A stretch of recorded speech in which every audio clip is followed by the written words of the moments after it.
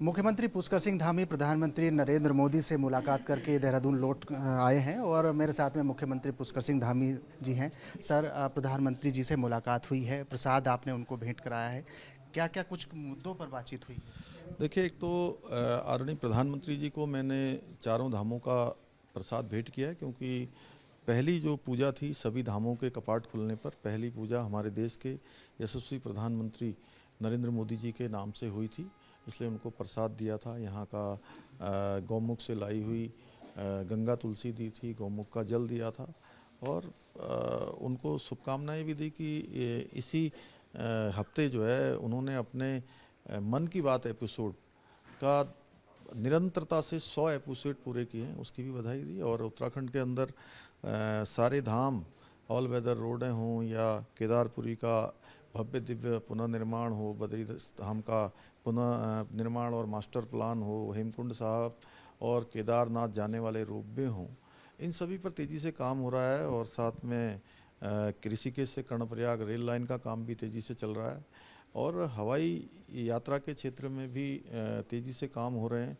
पंतनगर का एयरपोर्ट हो, देहरादून का एयरपोर्ट का विस्तारीकरण हो या पिथौरागढ़ नैनी सैनी हवाई अड्डा चलाना हो, उन सभी पर मैंने उनसे अनुरोध किया है। और साथ ही साथ आदि कैलाश जो कि पिथौरागढ़ जनपद के सीमांत में है और बहुत ही हमारा एक आस्था का महाद्वार है, वहाँ के लिए भी उनको आमंत्रित किया है।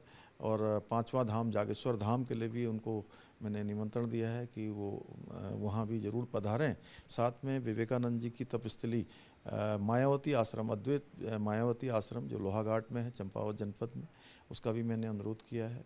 साथ में उनका धन्यवाद किया है कि उनके आशीर्वाद के कारण से उत्तराखंड की भूमि से उनका जो विशेष लगाव है, उसके कारण से अनेकों अनेक काम जिनके बारे में सोचना भी मुमकिन था, वो सारे काम तेज़ी से आगे बढ़ रहे हैं।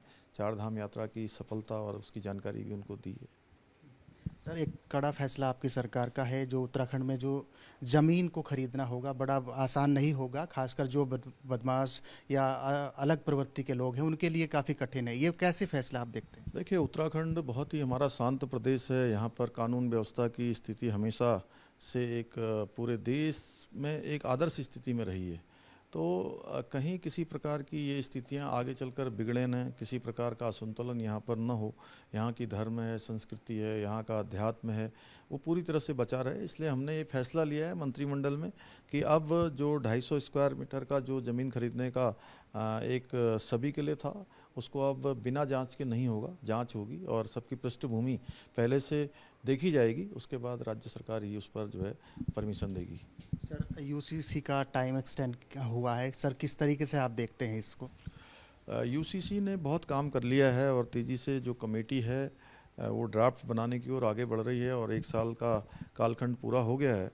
और इस 1 साल के कालखंड में यूसीसी ने बहुत तेज़ी से काम किया है और अनेकों हितधारकों से बात की है, जनता के बीच में भी गए हैं, उनका भी मंतव्य लिया है।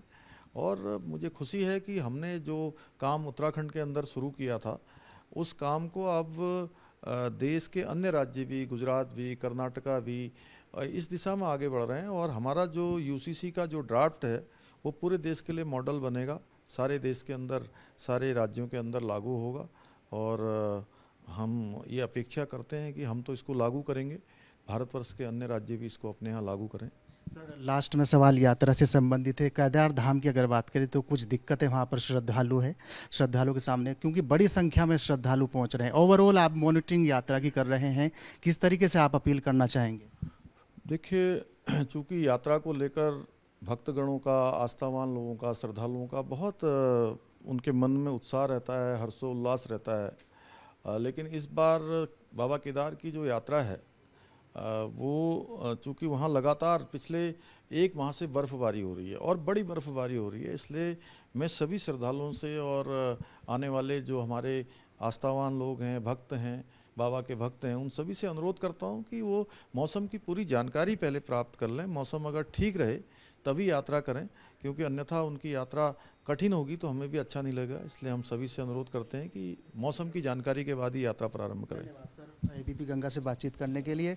साफ तौर पर मुख्यमंत्री पुष्कर सिंह धामी का कहना है कि जो भी श्रद्धालु उत्तराखंड की 4 धाम यात्रा के लिए आ रहे हैं, कृपया मौसम की जानकारी लेकर ही उत्तराखंड की ओर पहुंचे। अपने सहयोगी कैमरा पर्सन क्रिस्टोफर लॉरेंस के साथ विनोद कुमार, एबीपी गंगा, देहरादून।